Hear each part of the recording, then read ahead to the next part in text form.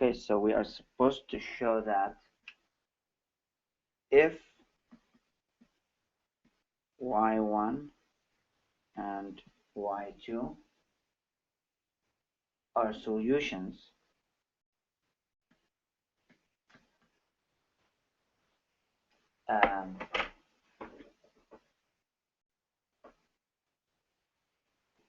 to this, then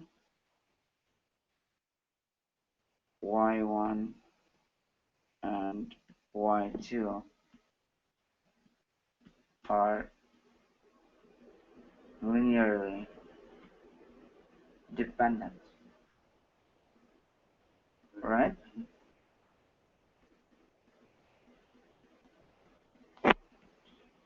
And so the question is, how do we prove this? Yeah.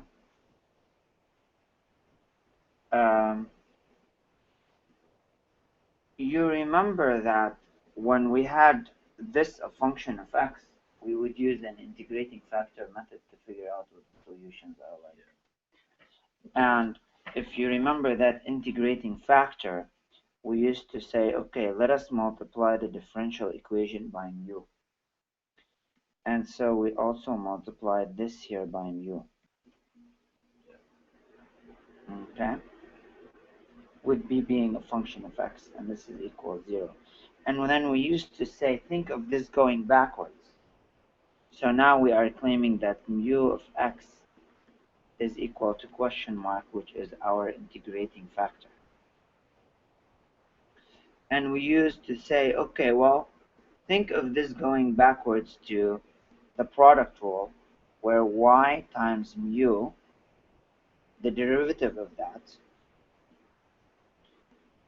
would get you the original.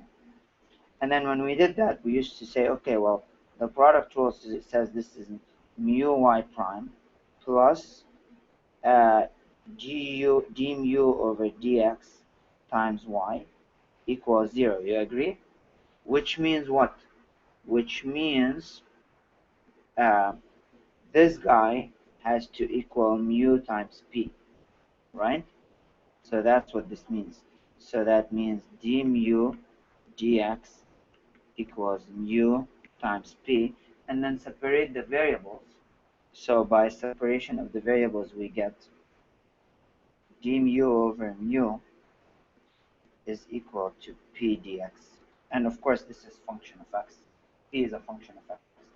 And then we used to say, okay, great, then integrate that, both sides now. And you would get ln mu equals the integral of p of x dx. And I don't know what the integral of p is because it's a function of x, whatever it is. And therefore, mu turned out to be e to the integral of p of x dx. Fair enough? So that was your integrating factor. And then we used to say, okay, well, if that's the case, then great. Take this and plug it in here, right?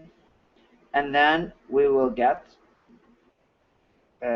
d over dx times e to the power of y equals 0.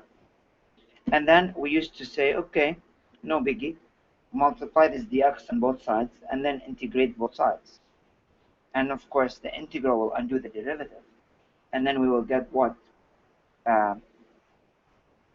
We will get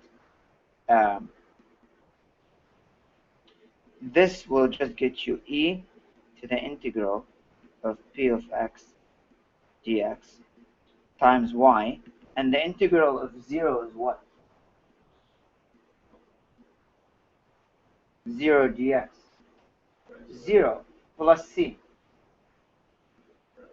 0 plus c. Because if you take the derivative of c, you get 0. And so now you divide by this, and you would get So I'm just talking in general here, okay? You would get c over e integral of p of x dx, or this could take an elevator upstairs at the cost of a minus sign. So then we would get c, let's call it c1, e to the minus integral of p of x dx. So this was our solution for the differential equation when we used to do the integrating factor. Now, what this question is claiming, it's claiming, suppose you have two of those. This is one of them. And the other one is also another one, which would be just the same thing, except with another c. Okay? c2 e to the minus integral of p of x dx. And now it's saying if it had two, show that those two are linearly dependent. Okay?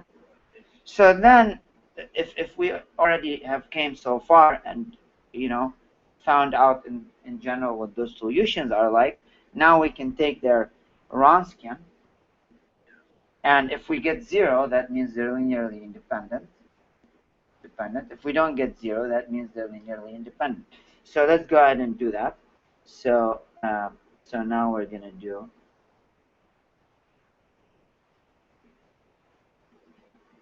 Wronskian of y1 comma y2. So like usual, you list the solutions on the first row, right? You don't need the c's for that. So e to the minus,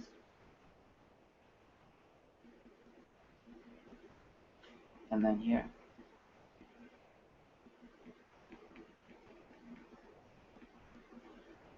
What's the derivative of this? Itself, p of x dx, times the derivative of the bound.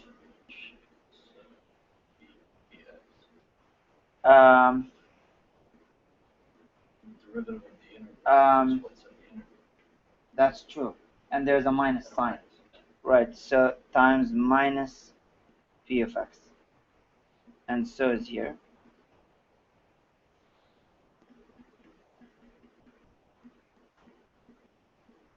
Right?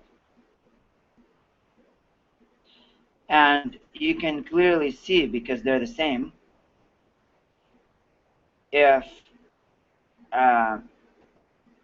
and by the way, I mean, I didn't get any other. That's why I claimed that they're going to be the same thing, except with a difference in the coefficient, because when I did the integrating factor method, all I can get is 1. So when you take the determinant of this, you can clearly see that the answer will be 0, because those are identical. This is identical multiplication, except you have a minus sign going on the other way. So you're going to get, right? Minus p of x e to the minus 2 integral of p of x dx, plus the same exact thing. Yeah?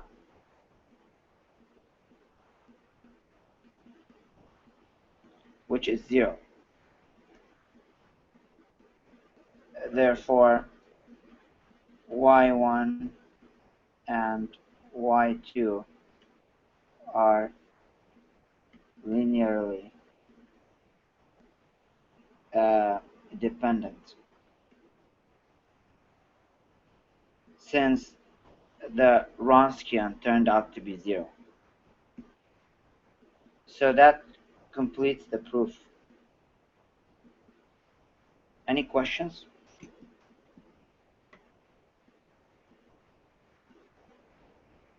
Or no?